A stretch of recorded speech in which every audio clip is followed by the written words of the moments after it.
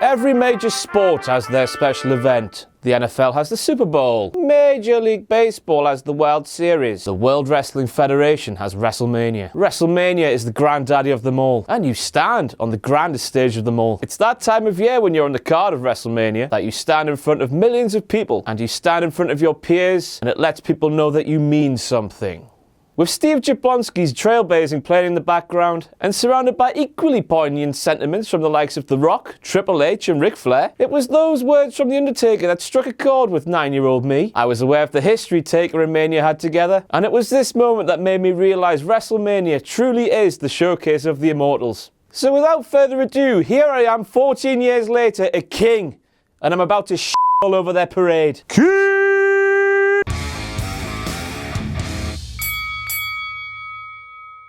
Number 15, Goldust Lingerie. Ah yes, the Brawl and Panties match. WTF all over here. Now the WTF moment could have easily been the car chase that took place in the middle of the match. 6 months after the OJ verdict and 20 months after the infamous chase on the LA freeway, WWF decided there was still comedy gold to be plucked from the Simpson trial, as they try to convince us that OJ's famous white Bronco was actually Piper's.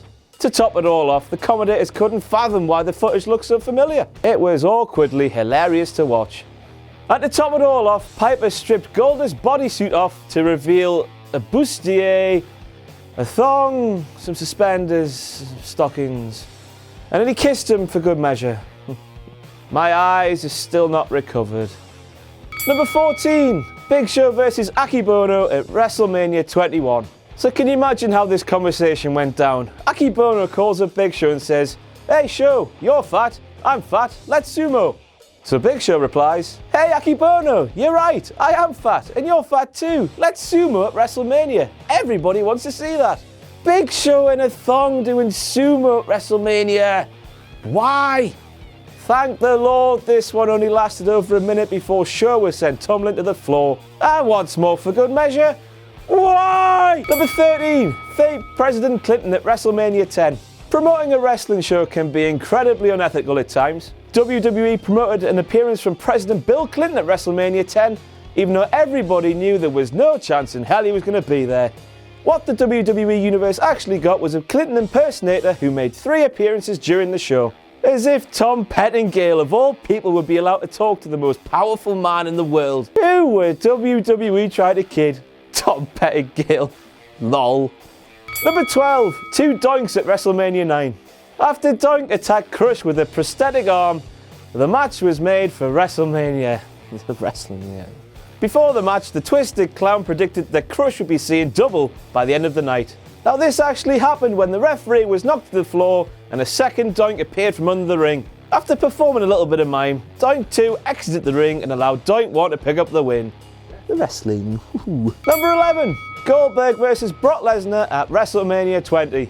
2 huge names on the brink of departure, a knowledgeable yet poisonous crowd. Hey, goodbye. Collar and elbow tie-up, collar and elbow tie-up, collar and elbow tie-up. Not even Stone Cold Steve Austin as the special guest referee could save this car crash. Now let's be fair, there's nothing WWE could have done to stop the news of Goldberg and Brock's departures breaking, but they could have at least allowed the pair to put on a hard-hitting brawl. Something nice to remember them by. It was the proverbial dream match that was ruined by so many ingredients turning sour. Not least Brock's horrible attempt at a goatee.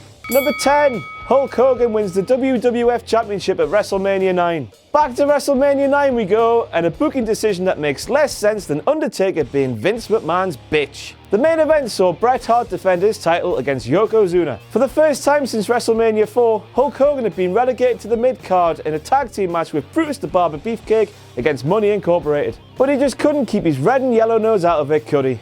Basically, Bret gets screwed, Hogan comes down to see his friend, Fuji shouts at Hogan, Yokozuna challenges Hogan, Hogan wins the belt. Why the f*** would Yokozuna do that? Why on earth would Yokozuna take that match? Hogan quickly defeated Yoko and shockingly won the championship. Hulkamania. Wrestling. Number 9. Roddy Piper's black half at WrestleMania 6. Oof. Now this one was a bit racist, wasn't it?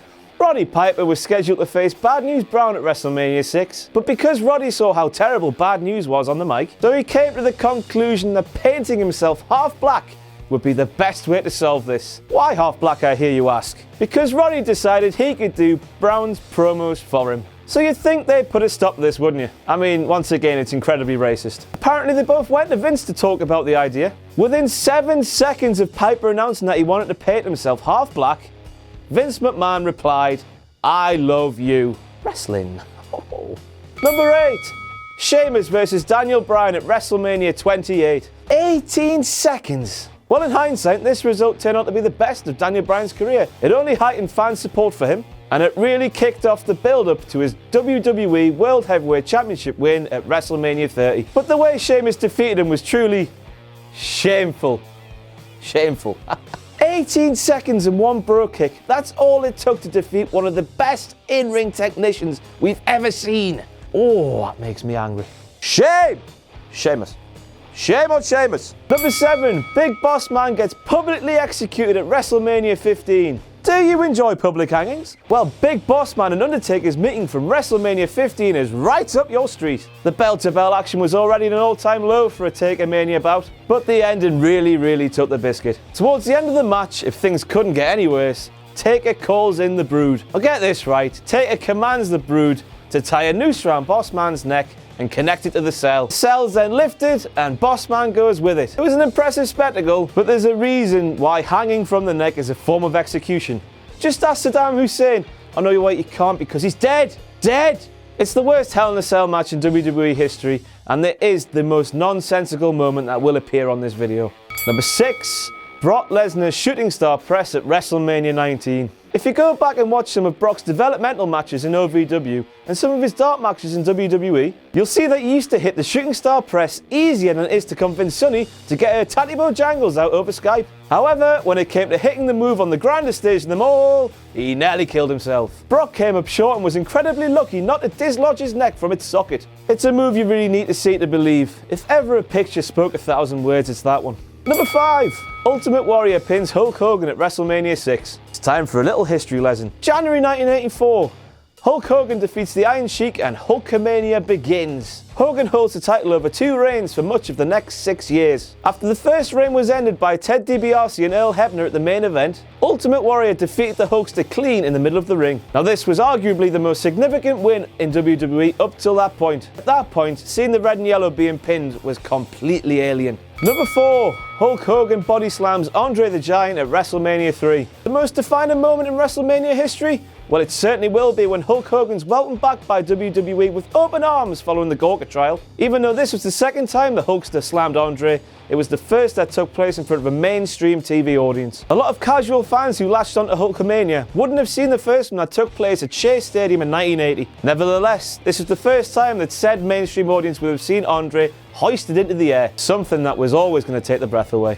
Number 3. Seth Rollins cashes in Money in the Bank at WrestleMania 31. It was something that we all were desperate to see, but something that remained a distant fantasy thanks to the coldest of cold bills for Mania 31. Much like this year's event, absolutely no one wanted to see Roman Reigns win the championship. While in the 224 days of a part-time Brock Lesnar reign, WWE wanted a full-time champion back. Step forward, Mr. Money in the Bank, to save the day.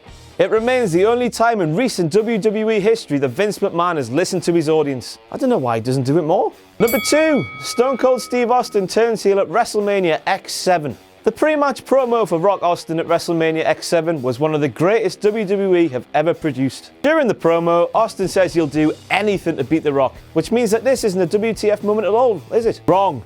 Given the previous 3 years of rivalry between Stone Cold and Vince McMahon, Mania taking place in his home state of all places, and the Texas Rattlesnake being in the midst of a face run, absolutely nobody saw him doing what he did. Stone Cold sold his soul to the devil for the WWE Championship. What the f***? Ultimately though, nobody could boo him. He was just too good of a heel. The huge turn just didn't have the desired effect. Why didn't Stone Cold stun Vince to keep his edgy babyface persona? That would have worked better, right? Number 1, Brock Lesnar ends the streak at WrestleMania 30. The single biggest pinfall in wrestling, not WrestleMania, wrestling history. Even though Taker was concussed and collapsed as soon as he got backstage, he was defeated fair and square in a victory that still has the WWE Universe reeling. 3 F5s is all it took to defeat Taker before everyone's jaw hit the floor. This result has the potential to be the biggest WTF moment in WrestleMania history for the rest of time. You simply can't underestimate how big it is. WTF overload. So that's it for the biggest WTF moments in WrestleMania history. I've been King Ross and you've been my LOL subjects. Please remember to like, share and subscribe. You can follow me on Twitter @RossOnWrestling. I'll see you soon.